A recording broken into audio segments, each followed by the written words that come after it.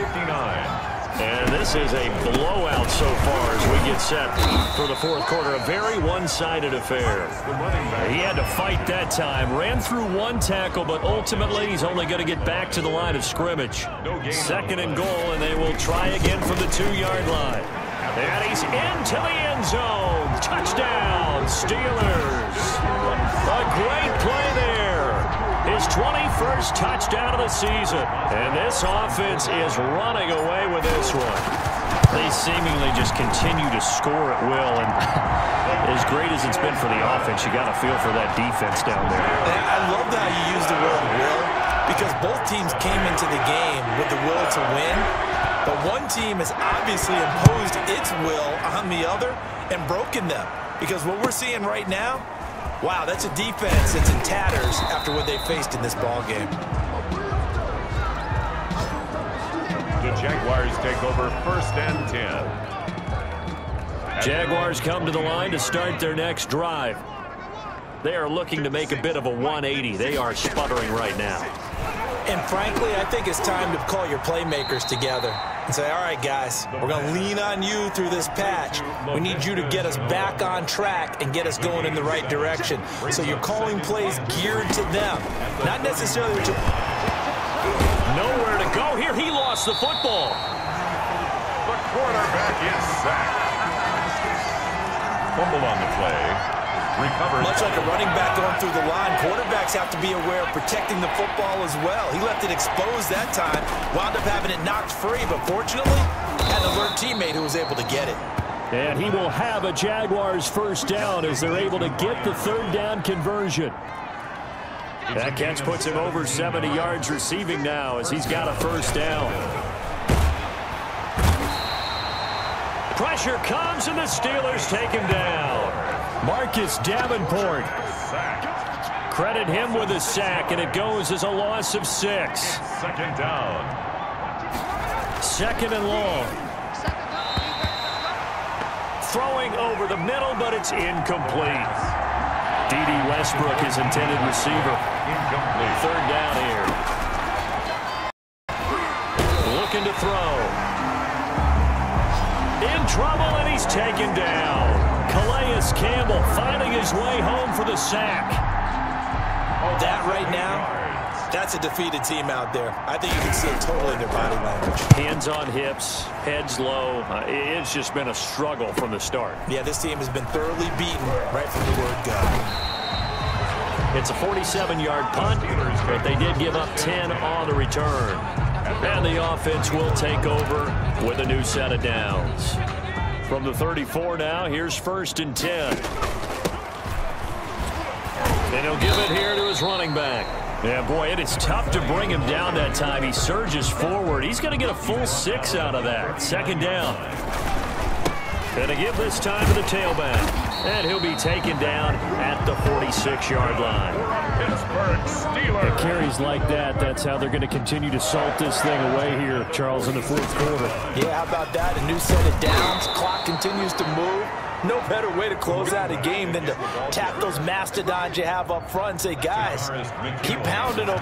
Let's keep the ball, keep their offense on the sidelines, and let's close this one out. He'll get 3 up to midfield. Brandon, I've got to think this offensive line has got some smiles on its faces. And I know it sounds crazy, but they practiced for this back in training camp. They knew they'd be in situations where it'd be extra defenders in the box coming after them, trying to keep them from locking down a game. Right now, they want to show the world they're up to the challenge. A 4-yard loss. It's 4th down. Back to throw. Open man, Smith-Schuster, it's complete. And he is tackled inside the 40, not quite to the 35. A defensive breakdown allows a pickup of 16 on 4th down. So in Jacksonville territory now, here's a 1st and 10 at the 37-yard line. And he pushes through a would-be tackler to get about 3 yards, second down. The last run got 3, now here's 2nd and 7. And he is close to a first down as he's tackled at the Jaguars' 27. Well, that's a carry they have to be satisfied with. And throughout this game, they've been satisfied with what he's given them. Whenever they've needed a big run, a first down, he's the guy they've turned to. And it doesn't matter what the defense thinks. They've got the confidence to keep handing it to him and keep picking up good yardage. And he was hit as he threw it there, and it forces it incomplete. The play-action fake. They'll look to throw. I think he's got to be careful not to force anything into coverage right there. There weren't really any throwing lanes. But the best part for him, he's got second and third down to fall back on. And this time he's got the hook up. It's complete. And finally down he goes as they work it inside the 10 to the 7. He went over 100 yards in the wild card round. He's over 100 here as well. And a first down.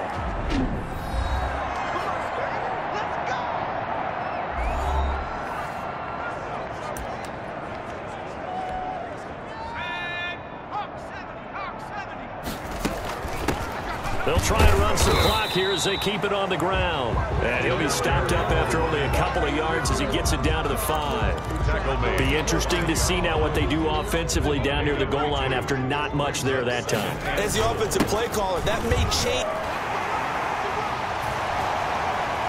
And he will get into the end zone. It's another touchdown. This thing is ugly. Now it's looking incredibly likely to be a 3-0 start to this season. That is obviously excellent. 2-0 is one thing. 3-0, you really have some momentum. And now they're serving notice to the rest of the league that they're a pretty darn good football team. Confident, aggressive, attacking at all times. This looks like a team that you're going to have to deal with. And guess what? Behind closed doors, they're trying to figure out ways to get better. Boswell now to kick it away after the touchdown. From the 10, and able to take it past the 25 and up to the 28-yard line. First and 10 at their own 28-yard line. Jaguars come to the line to start their next drive. These guys had to punt their last possession, and that's become too familiar of a refrain. Too many of these drives just wound up going nowhere. But you know how accelerating, and off he goes. And somewhat of a measure of revenge as he's in for the touchdown, but they still trail big time. He'll take it, but he won't be able to smile about it. Lambo to add on the extra point.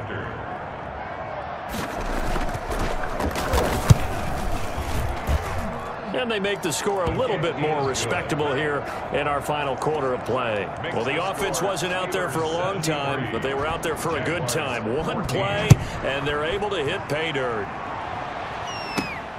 Takes it at the 7. And they will wrangle it down a couple yards shy of the 30. First and 10 at their own 28-yard line. The Steeler offense here about ready for their next drive. From the shotgun now, here's an inside give. He'll be hit down at the 33, 5 yards on the play. He's taken after the pickup of 5, here's 2nd and 5. Now a handoff here to his running back. No doubt those are the types of carries they're looking for here, Charles. The lead in the fourth quarter. This is when coaches that have a reliable running game, they breathe a little easier on the sideline. Yeah, they love the idea that they can take the air out of the football at this point of the game. That means they're really counting on that offensive line, counting on the runners, taking care of the football. Because you're going to tell your quarterback, hey, no time to be a hero. We're not going to throw it here. Just eat up that clock. And if you have the ball, they can't score. And he'll give it here to his running back.